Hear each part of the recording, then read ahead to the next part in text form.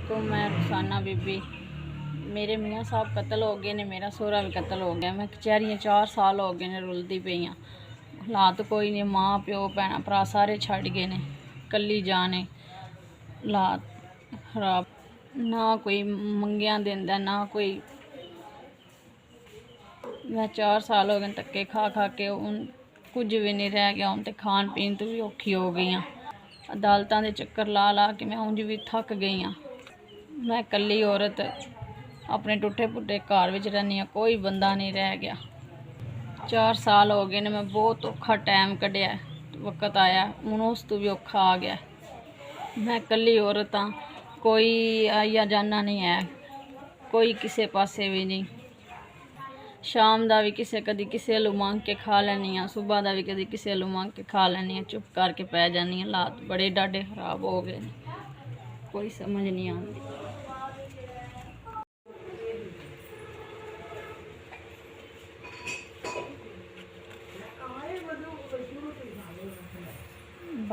भाई अल्लाह तुहानू खुश रखे, अल्लाह तुहानू चोखा देवे। जिन्होंने मेरी आरज़ू सुन के मेरे सिर ते हथ रख लिया, अल्लाह ताला तुहानू इस तो भी चोखे अजर देवे। जिन्होंने मैंने 5000 की मदद की है, तो अल्लाह ताला तुहानू इस तो भी ज़्यादा जिहड़ा ओतरां दे सिर ते हथ रखदा है या बेवा दे सिर ते हथ रखदा है। मेरा तो ना धी है ना पुत्तर है ना ही मियाँ है। अल्लाह ताला तुहानू चोखा तो चोखा देवे, जिन्ना मेरे सिर ते शाम तक हथ रख के।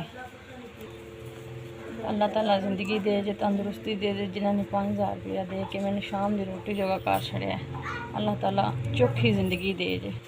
मेरे हामद कत्ल हो गए सी, तुसा मेरी मदद की है, मेरे अगे पिछे कोई भी नहीं आया।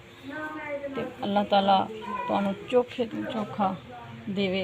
अल्लाह ताला तुहाडी बहुत ज़्यादा ज़िंदगी करे। तो अल्लाह ताला मैं हर वक्त हर जगह अपनियां दुआवां तुहानू याद रखांगी। अल्लाह ताला उस तरह की सुनदा है। इंशाअल्लाह अल्लाह ताला तुहानू बहुत ज़्यादा सुख देगा।